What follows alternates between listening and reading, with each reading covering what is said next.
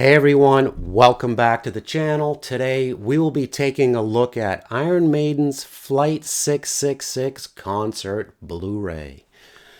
So it comes in a standard plastic Blu-ray case with a 12-page booklet that includes an extensive tour diary written by Bruce Dickinson and Kerrang! Magazine about each of the cities and concerts on the tour.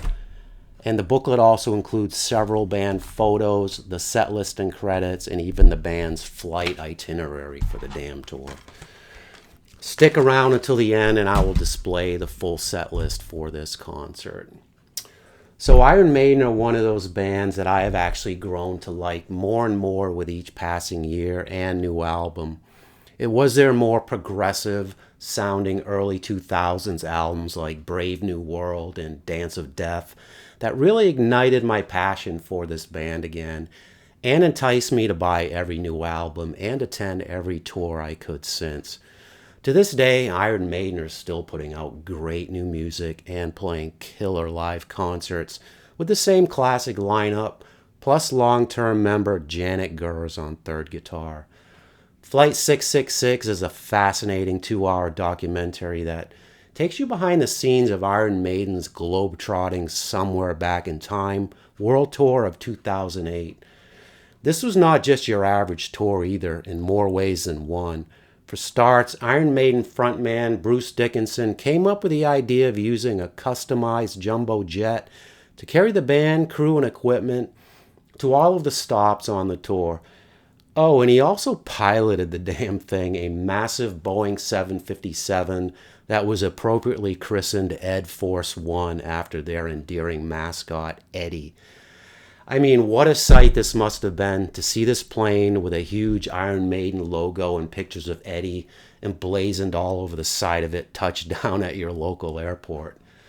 The luxury of having your own singer fly you and your entire stage crew and stage show around is that it allowed them to play more remote places such as India, Costa Rica, and Chile, for example, that are usually deemed too costly to play. Dickinson basically told the tour manager to string together all the countries that accountants say, you can't go there, it just costs too much. During the 6-week first leg of the tour, from which this film was recorded, the band would play in amazing 21 cities in 12 countries on 4 different continents.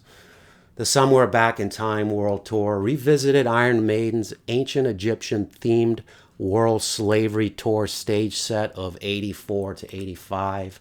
The set list also focused on the band's 1980s material, with 85's epic Powerslave album getting the most play with 4 songs. The only post-80s song performed was the always excellent Fear of the Dark from the 92 album of the same name. Dickinson was adamant that this tour was not undertaken for the sake of just nostalgia, but rather as a gift to all of the younger fans all over the world that have been turning out in droves on their recent tours and have not had the pleasure of witnessing a lot of their classic older material. Along with the main documentary feature, the Blu-ray also includes an incredible 16-song concert performance, with each song coming from a different night and city on the tour. Put it this way, if you think that the World Slavery Tour was Iron Maiden's pinnacle, and you still find yourself watching Live After Death on a routine basis like I do, then you are really going to dig this updated tribute to that stupendous tour. Hell, they even opened the shows the same way, with Churchill's speech followed by the 2 Powerslave classics, Aces High and 2 Minutes to Midnight. The documentary film really captures just how incredibly popular Iron Maiden are throughout the world, especially in South America, where it was absolute madness before, during, and after every show. Every time the band arrived at the airport or their hotel, it looked like they were ready to shit their pants at the sight of some of the mob scenes that were there to greet them. But hey, it's nothing a few hundred foreign soldiers with automatic weapons couldn't handle though, right? One of the funniest scenes was of a young fan in Mumbai, India, who after getting his guitar autographed by the band was asked if he was happy. With a big bug-eyed, beaming grin on his face, he replies in that distinct Indian accent, "Oh, ho, ho, it's not even funny, man." I nearly spit my drink all over myself laughing. Flight 666 was filmed in stunning high definition, which really does justice to all of the awe-inspiring shots from around the globe, the concert stage, and from the Ed Force One cockpit. The overall consistency of the audio and video was very impressive, considering that they had to film all of the different concerts in different countries all over the world for this Blu-ray. Although the camera editing during the concert film was a bit too choppy and had too many crowd shots for my taste, it was less frantic than a lot of the other Iron Maiden concert videos I have. Audio is provided in both DTS HD Master Audio and LPCM 5.1 Surround, as well as Dolby Digital 2.0 Stereo, and the results were kind of mixed. I sampled each of the 5.1 tracks at various venues and found the two uncompressed 5.1 tracks to sound very similar in terms of both mix and quality, with the level and placement of the surround effects to vary slightly. There is footage of Steve Harris sitting in on what appears to be the mixing sessions with Kevin Shirley, which kind of might explain why the bass and bass drum levels were definitely favored in this mix. I actually had to turn my subwoofer level down slightly to be able to crank the overall volume up to where I usually like it for concerts without the foundation of my damn house cracking. The guitars were also a little too low in the mix for my taste, and I often struggled to hear some of the clarity and separation between the three guitarists, depending on the particular song, though.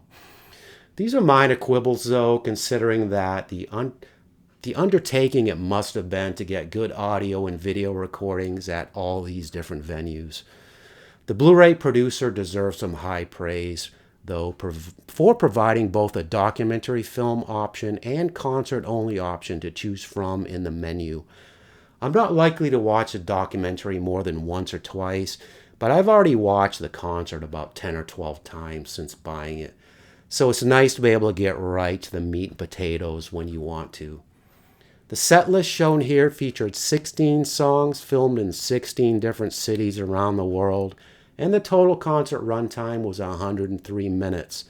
The documentary runtime was 112 minutes. As for my ratings of this concert Blu-ray, my overall production rating is an 8 out of 10, and my overall performance rating is also an 8 out of 10.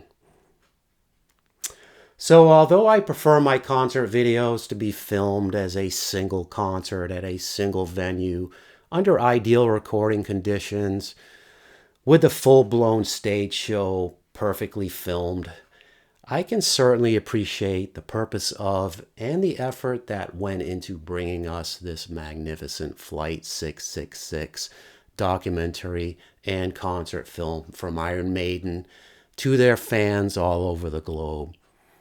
Alrighty then, let me know your thoughts on Iron Maiden's Flight 666 concert Blu-ray in the comments, and please don't forget to like and subscribe for more. Please also support this channel by using the Amazon Associates links in the description for some of the DVDs and CDs I mentioned in the review. Thanks, and catch you guys next time.